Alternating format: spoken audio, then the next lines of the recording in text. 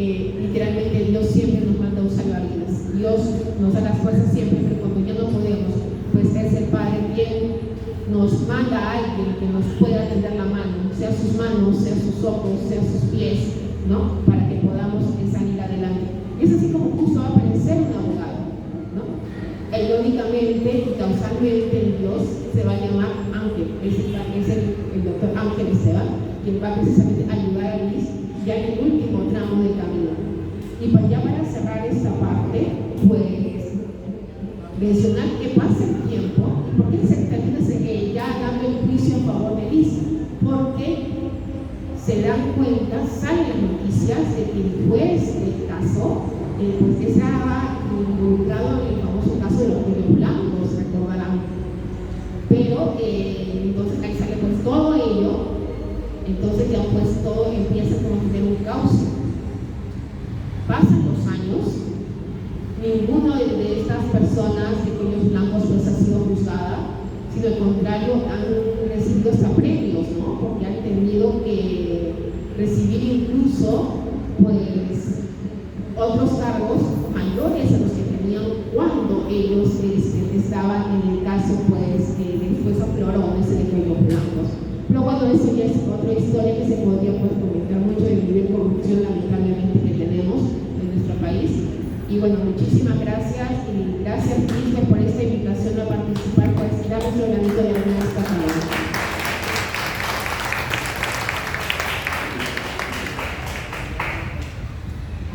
Muchas gracias, querida Isa Napoli. Antes de continuar, el siguiente profesional, la licenciada Olga Lejao, quería hacer un pequeño acápite, que son dos libros, ¿no?, vinculados, Anochecer, Expiatoria, y al finalizar la presentación vamos a sortearlos, ¿ya? Como tenemos un programa hasta fin de año de visitas a municipalidades a nivel nacional y también en Lima con las oficinas municipales de atención a las personas con discapacidad o MAPETS, entonces vamos a sortear solamente una cantidad del libro Va a Anochecer, del libro Expiatoria y también el libro Va a Anochecer en braille para las personas con discapacidad visual. Va a haber un sorteo. Entonces van a haber dos sorteos, uno en tinta y otro en braille. Por eso es que algunos, los que tienen dificultad en la visión, han recibido un ticket distinto al otro que es el libro en tinta, ¿ya? Ahora, antes de pasar con la licenciada, quería comentarles algo muy importante respecto al libro Chivo Expiatoria, para aclarar un poco más el contexto, que es el otro libro vinculado al que ya han comentado. Chivo Expiatoria es un libro en el cual continúa la tragedia después de haber ganado el juicio en el 2017 y por haber quejado a un juez que archivó la muerte de mi hijo en la vía penal. El juez me querella para intimidarme por 1 millón de soles. Entonces, obviamente lo que él pretendía era que yo me quede callada y no siga con la sanción probable que le iban a poner en la OCMA o en la ODECMA de Lima Este. Entonces, era una forma de amedrentarme y me hackearon en redes sociales, como explicó la escritora Elisa de Monopoly, pero yo nunca dije que él fuera corrupto. Eso quiero aclarar un poco, porque a veces se piensa, ¿no?, que yo dije eso. Yo nunca dije. Es a raíz del hackeo de las redes sociales que evita mi publicación de Facebook, en la cual yo había dicho que mi hijo había muerto hace una década y se había archivado la muerte de mi hijo sin hacerse la debida investigación y justicia. Frente a la queja ante la ODECMA y OCMA, que sanciona, ¿no?, a los fiscales y a los jueces, obviamente, como él pertenecía a una mafia de los cuellos blancos, me hackean mi cuenta, editan mi publicación y ponen la palabra corrupto. Entonces, al poner la palabra corrupto en una red social, esto también de manera casuística, para que los jóvenes y todos tengan mucho cuidado con las redes sociales, porque a cualquiera le pueden editar una red social, como ustedes han visto en los reportajes, hackear Facebook y editarle lo que ponen. Entonces, a mí me habían convertido en un chivo expiatorio, porque yo pasaba de la madre que era víctima por la muerte de su hijo a ser culpada de un delito de calumnia y difamación agravada. Pero yo no había publicado eso.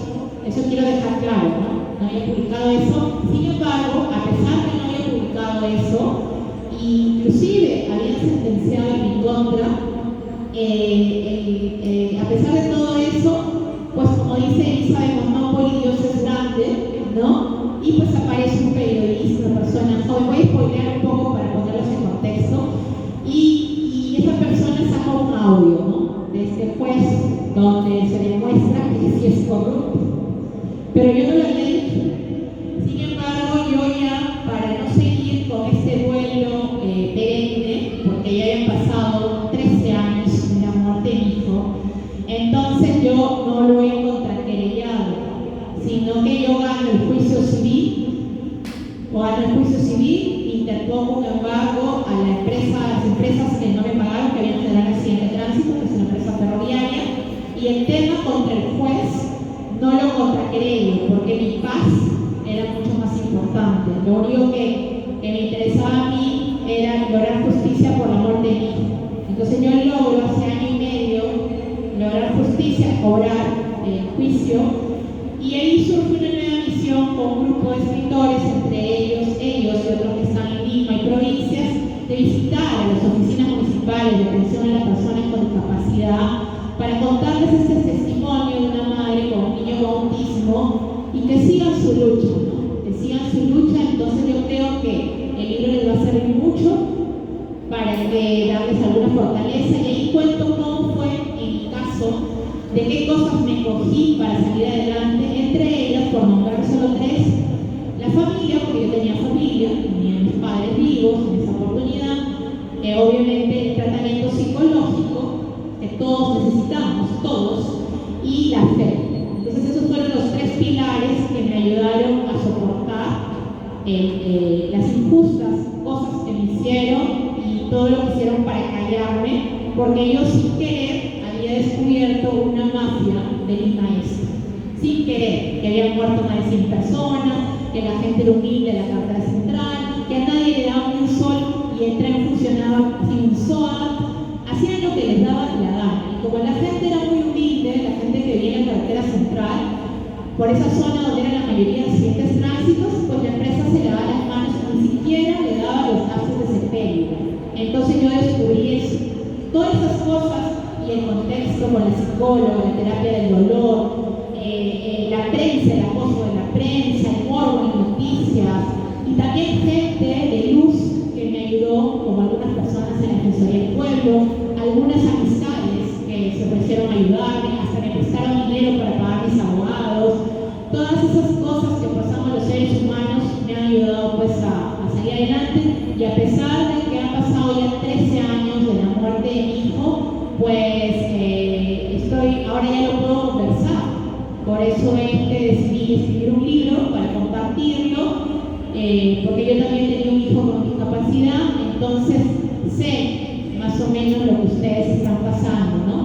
Y entiendo las condiciones varias, porque mi hijo estudiaba en un colegio con discapacidad.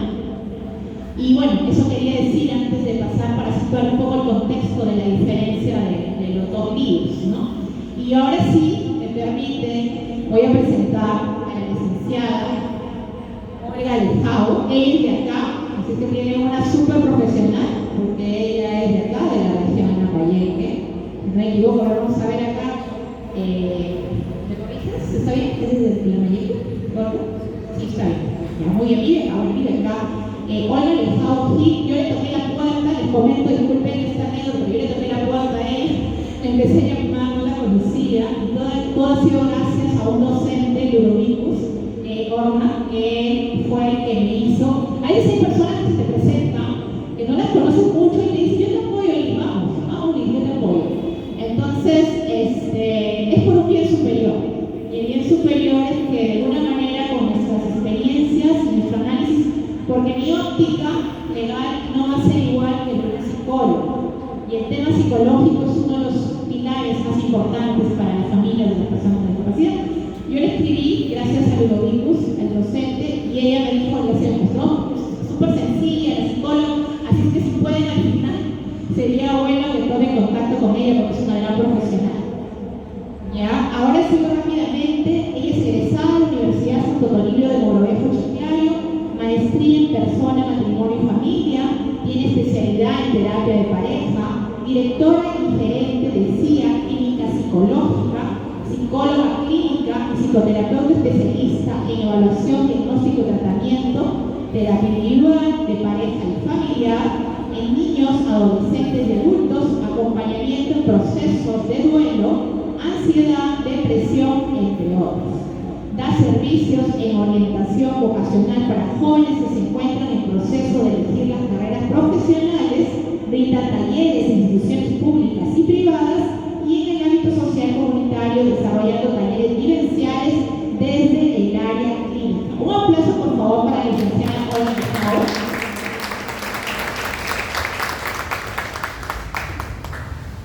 Tengan ustedes muy buenas tardes. Para mí es un honor compartir con ustedes esta tarde. Gracias, Liz, por invitarme. De verdad me siento orgullosa por ser partícipe de este evento. De verdad, gracias a la mesa de honor que compartimos el día de hoy. Muchas bendiciones de verdad les auguro a ustedes porque van haciendo una gran obra. Al inicio de esta semana, hace aproximadamente 3 días, llegó este hermoso libro denominado Va a anochecer. Cuando tenía este libro en mis manos, mientras leía la introducción, fui ahondando y desarrollando una conexión profunda con el escritor, con Liz, que la tenemos enfrente, en donde relata la vida de su hijo llamado Bruno, que tenía 11 años, con un diagnóstico de autismo. El diagnóstico de autismo, como otros diagnósticos que hay, pues son personas o niños con habilidades diferentes.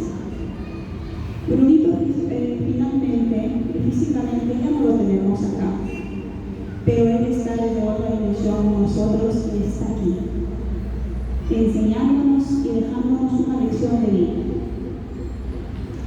Dice en su libro, narra paso a paso cómo fue todo el proceso que vivió desde que partió Brunito. En un trágico accidente en donde la indiferencia, la falta de empatía, de no ponernos en los pies del otro, en ese egocentrismo que a veces las personas desarrollamos y que inconscientemente lo llevamos día a día, hizo que el duelo de Liz sea largo, doloroso y trágico. El duelo, voy a enfocarme un poquito en el duelo. Sé que hay muchas cosas que compartir. Espero que podamos compartir más adelante. El duelo es la ausencia definitiva de un ser querido, que nos lleva a sentir una crisis existencial en dolor. Liz lo vivió en carne propia, como ya lo hemos escuchado de esta mesa de honor. Aceptar la ausencia de las personas que más amamos son situaciones que generan inseguridades y miedos, temores. El duelo es una respuesta natural a la pérdida de una persona inmensamente querida. Sin embargo, hay diferentes procesos de duelo. Nosotros conocemos que cada persona nace, crece, pasamos una niñez, una adolescencia, somos jóvenes, adultos y llegamos a la adultez mayor. Ese es el ciclo vital de la vida y en cada ciclo también tenemos crisis. Cuando llegamos a la edad del adulto mayor, es una edad llena de experiencias, de satisfacciones, pero también de cosas fuertes que pasamos, como tú y como yo, en cualquier momento estamos pasando, como lo pasan también nuestros padres, nuestros amigos.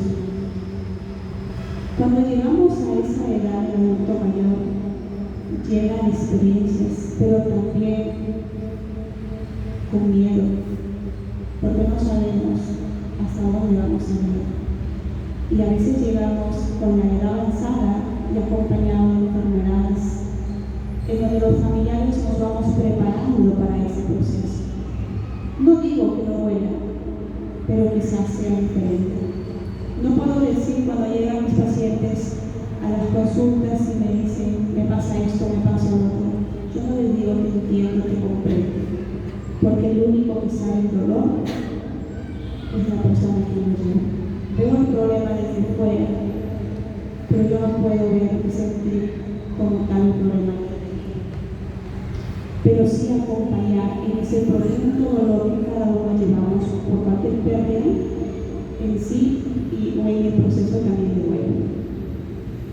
Pero en el caso de Liz fue diferente. Es una pérdida muy rápida que acabó con su vida inesperadamente. Aquí el desconcierto es mayor.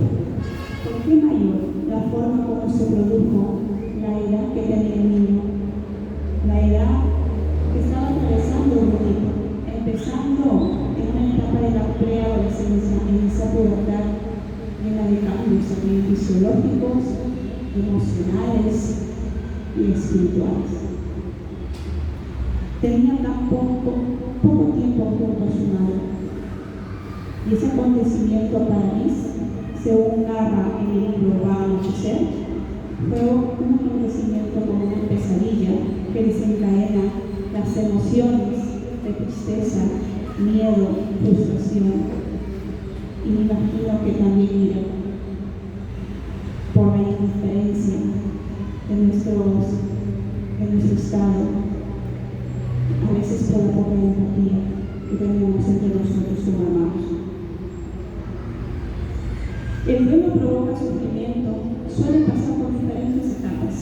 Como ya lo dijeron anteriormente y no me voy a detener acá, el duelo, la primera etapa es la negación.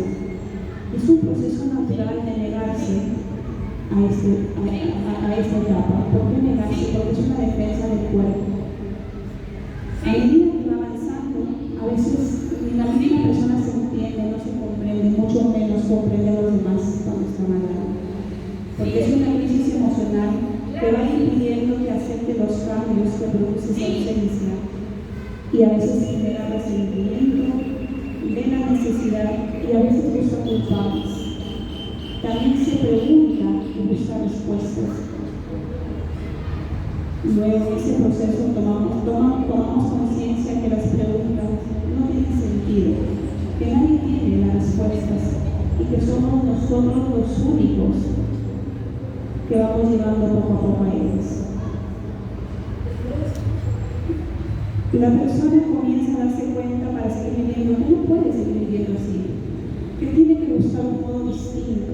Es ahí cuando ya vamos pasando a ese otro modo de la aceptación. Es ahí también cuando con el dolor y con la ayuda de familiares, de terapeutas, con la ayuda de los amigos, vamos encontrando esa salida, donde todo es oscuro, donde todo es soledad. Y empezamos a reinventarnos la vida. Empezamos a reorganizar y vamos avanzando en este proceso de la vida.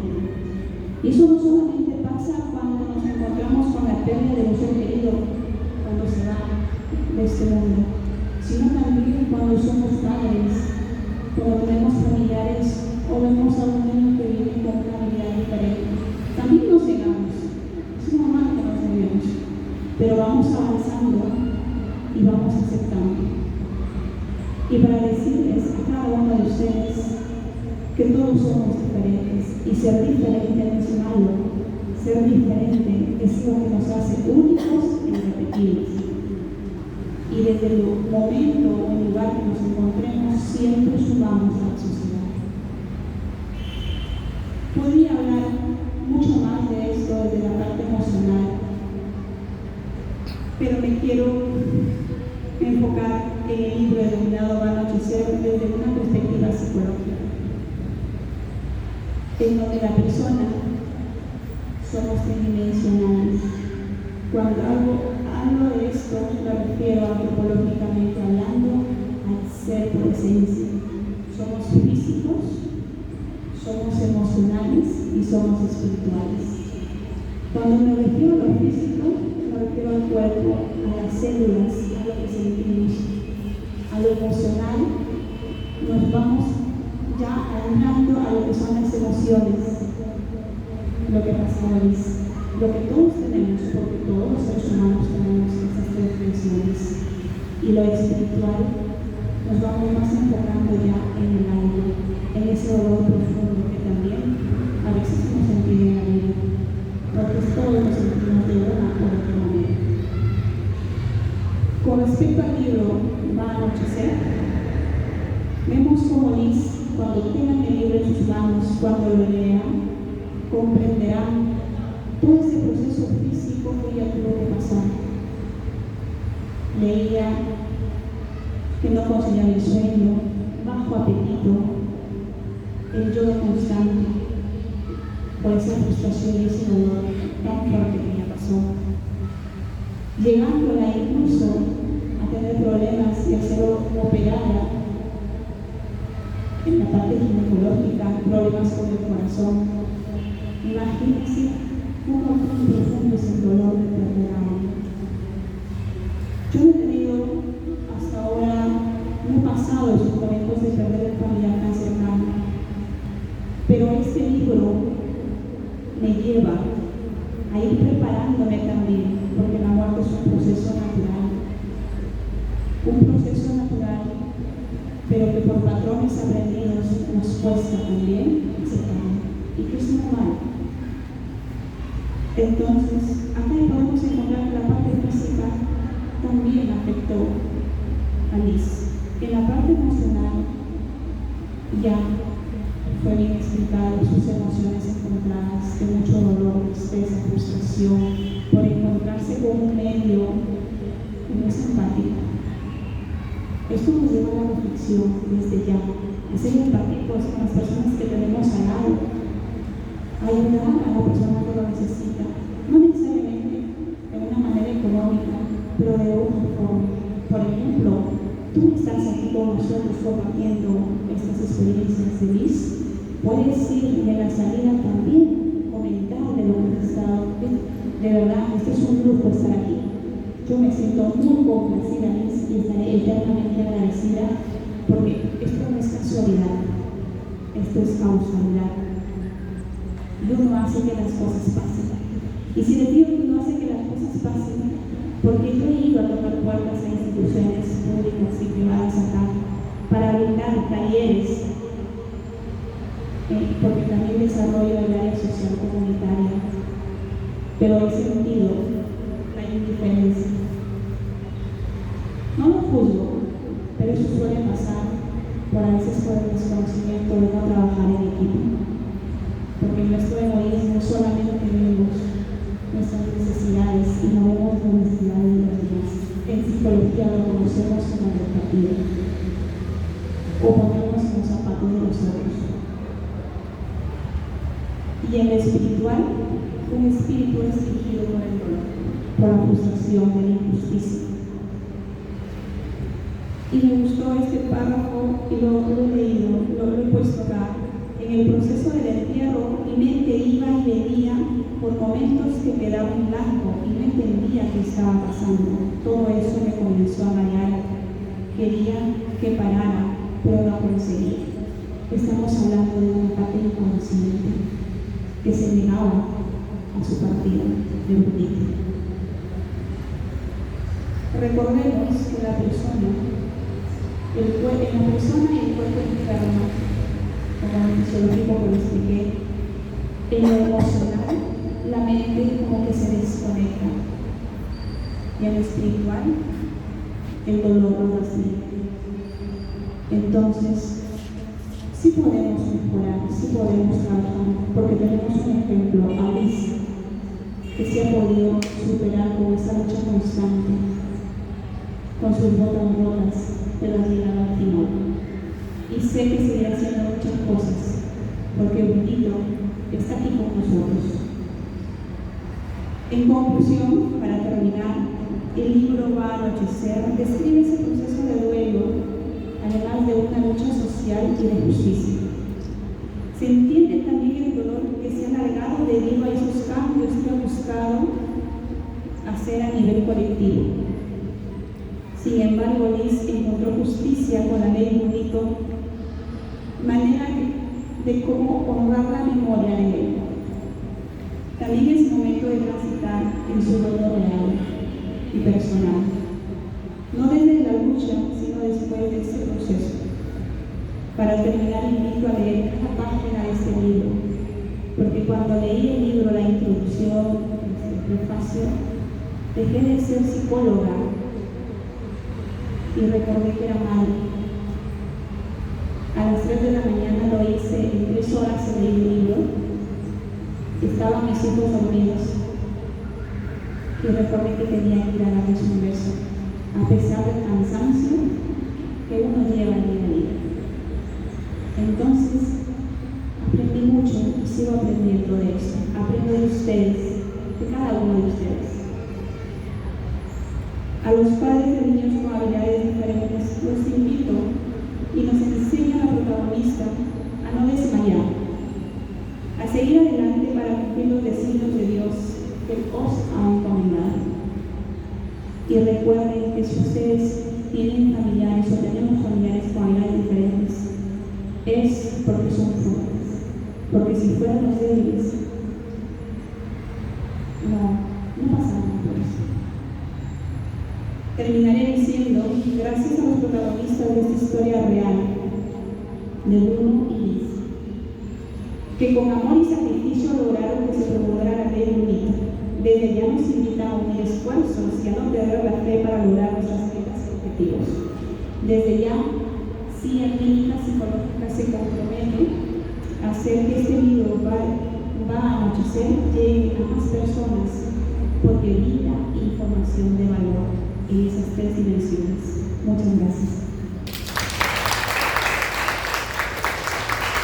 Muchas gracias, licenciada, por sus palabras tan sentidas. Y bueno, yo voy a hablar de un poco la parte legal vinculada al libro, porque tratando de buscar la parte de la utilidad práctica para los padres de las personas con discapacidad, que es prevención. Pero antes de hablar voy a hablar de eso primero y luego voy a hablar de la parte literaria, por qué y para qué escribí el libro. Ya lo han ilustrado los anteriores ponentes que la norma se da a raíz de que la búsqueda y denuncia no eran inmediatas y no había una norma que estableciera que lo fuera. Actualmente, lamentablemente, aún existiera una norma que brevemente les voy a explicar. Todavía vamos a contar con el factor humano, ¿no? Que no siempre nos va a tocar un policía o un comisario que nos permita, en caso de desaparición de esa familiar con discapacidad, la búsqueda y denuncia inmediata. Pero voy a contar brevemente los antecedentes para que sepan los alcances de la norma. Bueno, Brunito falleció el 27 de julio del 2010. El libro también habla de unos sueños que tuve y como ya lo ha ilustrado el escritor Elisa de Monópoli, yo recolecté unas firmas y fue escuchada por el ex congresista González Posada porque en mi caso en particular no me permitieron la denuncia inmediata a las 12 del mediodía y tuve que buscar por todo Lima a mi hijo con familiares hasta que 16 horas después mi hijo había llegado a Santa Clara y sufre un accidente ferroviario, el tren lo había accidentado. Nunca se supo cómo llegó corriendo del centro de Lima hasta Santa Clara, porque es el kilómetro 14800, pero lo que sí se supo con el examen del médico legista es que él llegó con vida y que sufre la muerte por el accidente ferroviario. Pero si hubiera sido la situación que la policía a las 11:30 que yo llego de la mañana, cerca del mediodía, me hubieran ayudado y no me hubieran dicho tienen que esperar 24 horas, me hubieran ayudado con sus autos, que lo había ese día que fui a la comisaría de San Andrés, quizá hoy Brunito estaría vivo. Obviamente la gente que conoce Lima sabe lo grande que es buscar a una persona en Lima y pues no me averiguaron tampoco que mi hijo era un niño con autismo que casi no hablaba, de 11 años. Entonces, obviamente que no iba a saber cómo pedir ayuda. No se iba a acercar a una persona, por lo mismo de su condición de vida, a decirle, me he perdido, puede buscar a mi mamá, porque su lenguaje era limitado, hablaba muy poco. Y lo más probable en su condición era que siga un camino pensando que llegaría en algún momento a encontrar a su madre. Lamentablemente nos unimos amigos, familiares, todos como locos buscando por Lima. Lo horrible, como dijo el escritor Sebastián Salzamondi, y no encontramos a Bruno hasta la madrugada que identificaron en la morgue. Bruno había sufrido un accidente en Santa Clara y lo habían trasladado hasta la morgue central de Lima. Luego de eso yo tuve una serie de sueños durante 9 meses, que los sueños también están plasmados en el libro, y ahí es donde me dice que recolecte las firmas, Bruno. Y entonces, gloria a Dios, fui escuchada por un congresista. Entonces yo me puse a recolectar las firmas y yo siempre toco este tema porque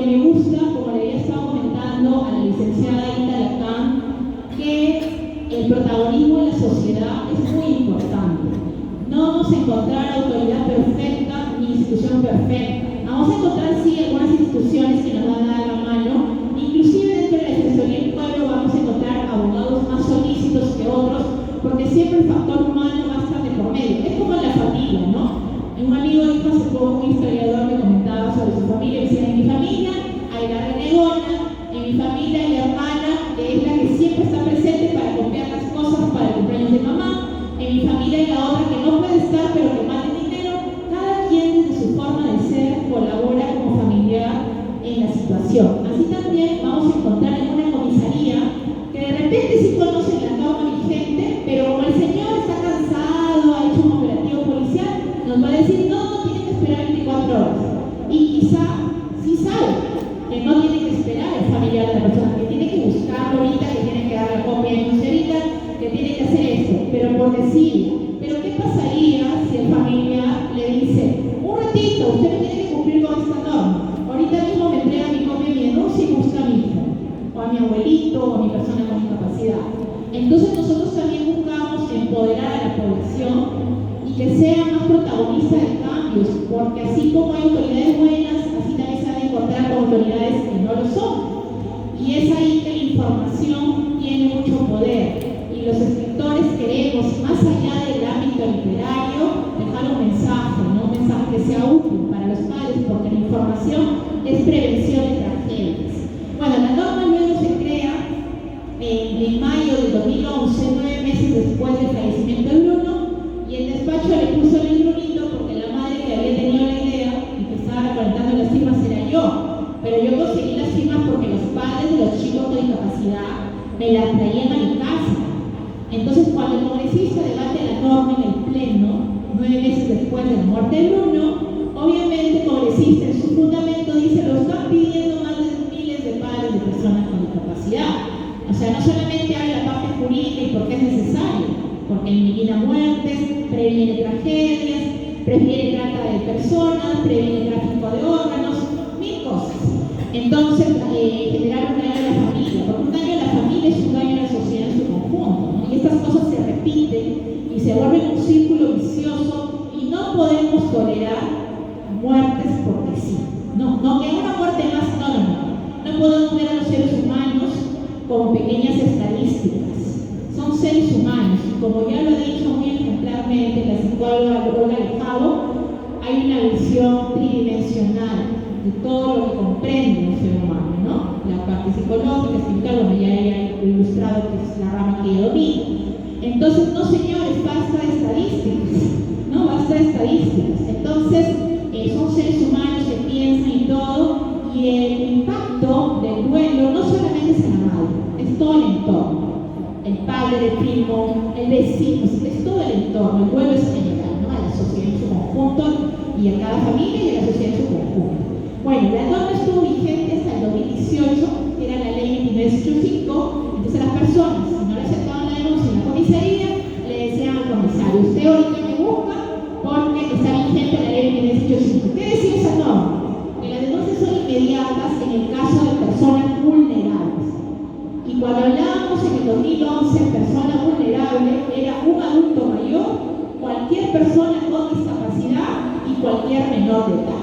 En el caso de personas con discapacidad, como ustedes lo saben, porque son familiares de personas con discapacidad, pues no se mentuaba la edad, era cualquier edad, ¿no? Porque la edad cronológica es distinta de la edad mental, ¿no? Entonces, por eso se dice que tienen habilidades diferentes, ¿no? Tienen distintos sentidos desarrollados más que otros, etc. Entonces, por la dificultad de hablar de algunos, etc. Entonces, esas condiciones distintas de vida que tienen las personas con discapacidad entraban en el colectivo de búsqueda y denuncia inmediata, que la policía se mueva y lo busque.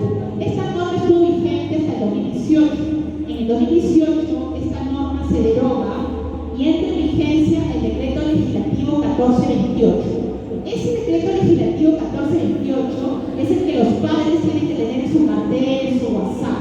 Lo van a encontrar en Google, ponen DL 1428 y lo van a encontrar en Google, en Internet, en Facebook, en muchos canales. Ese decreto legislativo 1428 está en el diario peruano, en Google, etc. ¿Qué dice el decreto legislativo 1428? Dice lo mismo de la norma previa, que la búsqueda no es inmediata, que no tienes que poner la alerta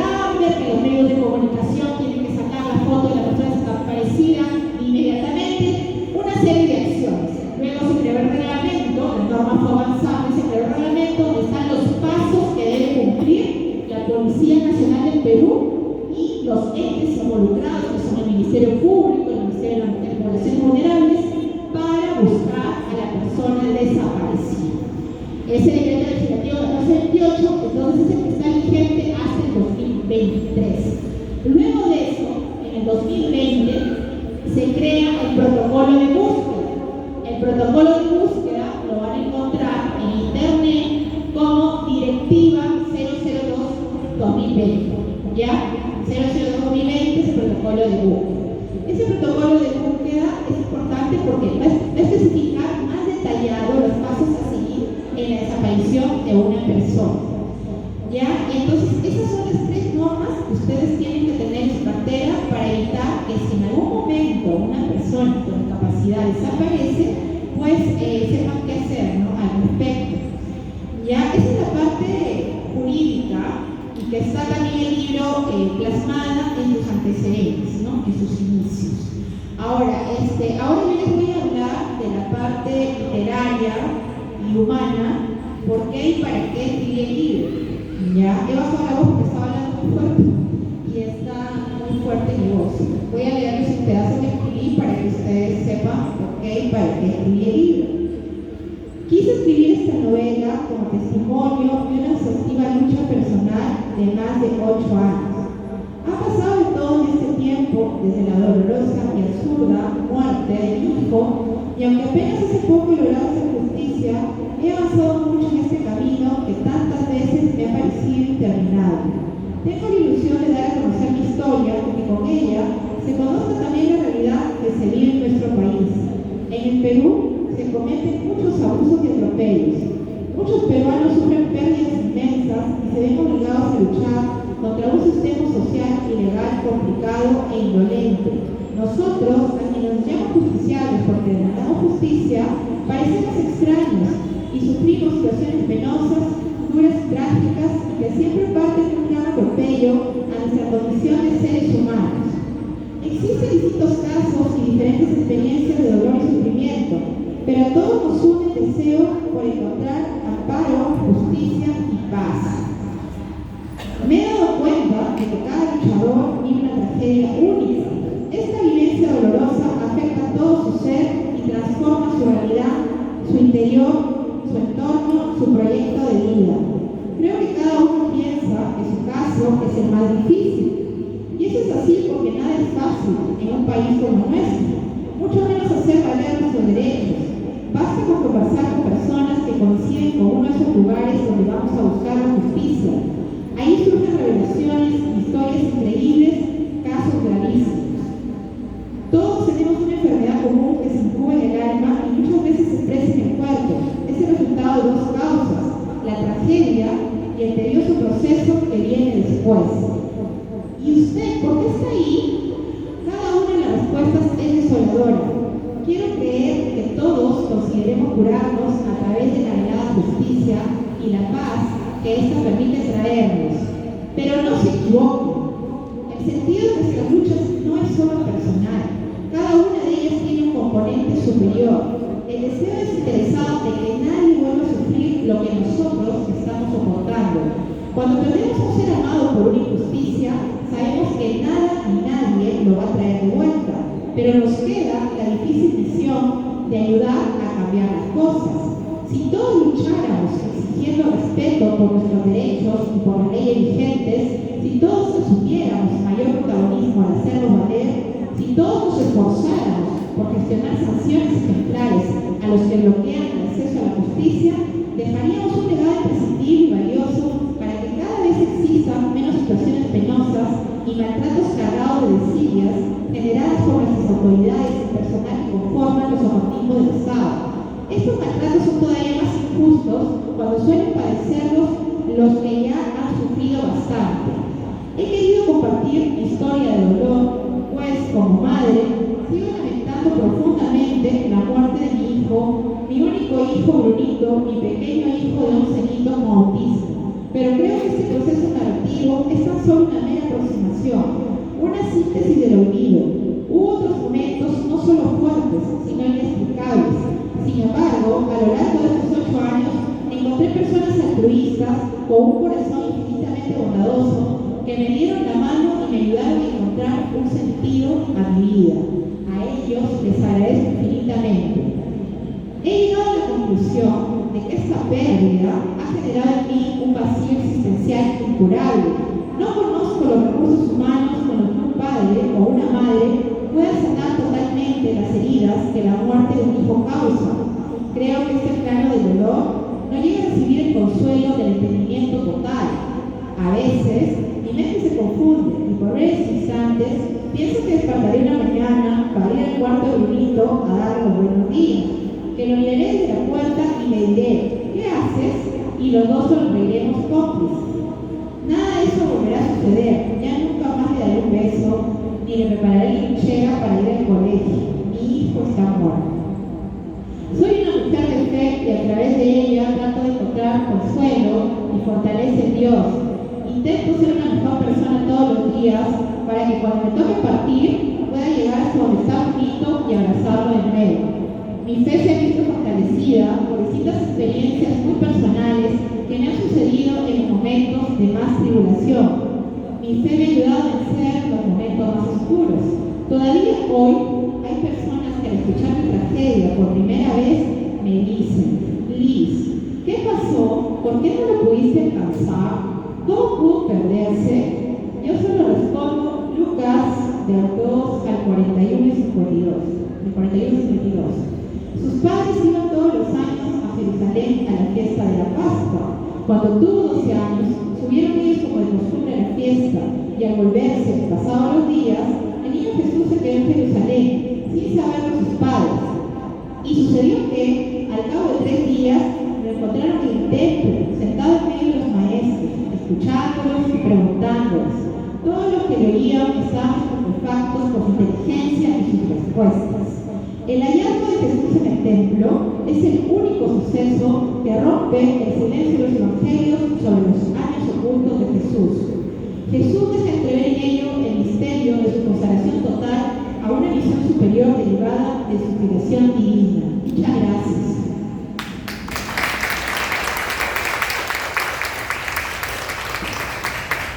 Para terminar, vamos a hacer el sorteo. Agradezco nuevamente a Ita Lacan, a la Municipalidad de Chiclayo. Un aplauso para la gestión.